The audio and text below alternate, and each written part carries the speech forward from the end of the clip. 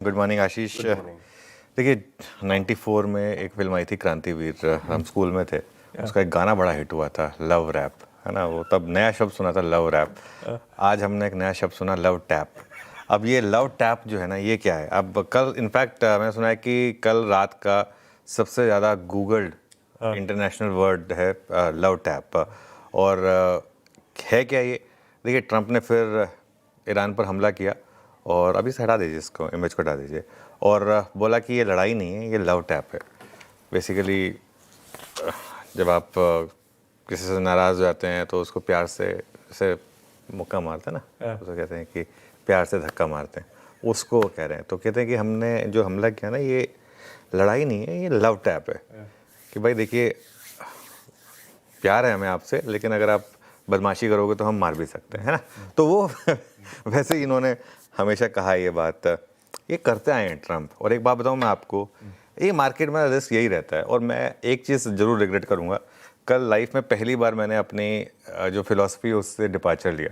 मैं नॉर्मली कोई भी पोजीशन ओवरनाइट रखने की सलाह नहीं देता हूँ नॉर्मली। कल मैंने एक डिपार्चर किया, क्योंकि जिस तरीके की स्क्रीन लग रही थी कि एक बार आप लॉन्ग ट्राई कर लें। वैसे वो ट्रेड गलत नहीं होगी, हमने अगले हफ्ते के कॉल ऑप्शंस की बात की थी, तो वो बहुत ज़्यादा नहीं गिरेंगे, वो 100 पॉइंट के गैप डाउन पर, और हो सकता है कि रिकवरी भी आ जाए। लेकिन फिर भी थोड़ा सा मतलब वो लॉजिकली गलत हो गया। और कई बार ऐसा होता है कि जैसे ही मार्केट एक डायरेक्शन में जा रहा होता है, डोनाल्ड ट्रंप उसको दूसरी डायरेक्शन में ले जाते हैं। अब मैं इन सब में नहीं जा रहा हूँ कि उससे उनके मूव से पहले मार्केट में ट्रेडिंग होती है या नहीं होती है, वो क्रूड में मूव आते हैं या नहीं आते हैं। लेकिन फैक्ट ये है कि अब हमारी मार्केट जो है, ग्लोबल मार्केट, अब एक स्टेज में आ गई जहाँ पर एक इंसान अपने मूड, विम्स, फैंसीज या किसी और रीज़न से मार्केट को घुमा सकते हैं, है ना। अच्छी बात यह है कि क्रूड बहुत ज़्यादा नहीं भागा है। हमारे लिए सबसे इम्पॉर्टेंट ब्रेंट क्रूड है। आप देखें एक बार ज़रा, कल भी अच्छा, कल मार्केट में वैसे बड़ी रैली हो जाती है, वो तो कल सेंसेक्स की एक्सपायरी थी इसलिए नहीं हुई। लेकिन 101 ठीक है, कल 98 हाफ तक चले गए थे, क्लोज होते तो 99 फिर भी हो गया था। तो $2 ही बढ़ा है, $2-2.5, इतना कोई बहुत बड़ा पॉजिटिव नहीं है।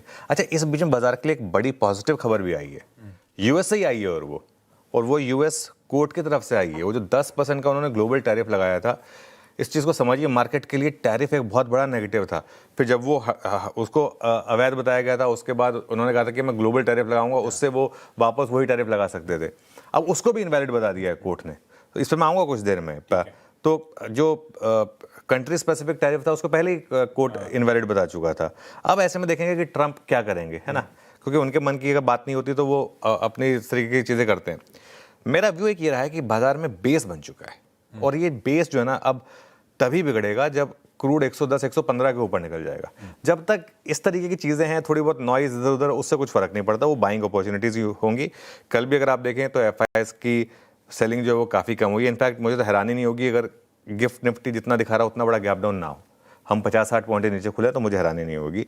एक दो नंबर भी अच्छे आए हैं, ठीक है। ऐसे में अगर गैप डाउन हुआ तो एक खरीदारी का मौका होगा। हाँ, एक करीब स्टॉप लॉस रखना होगा आपको 24,150। जब तक आप उसके ऊपर हैं तब तक फिक्र की कोई बात नहीं है, और ये एक अपॉर्चुनिटी ही होगी आपके लिए गैप डाउन में बाइंग करने के लिए।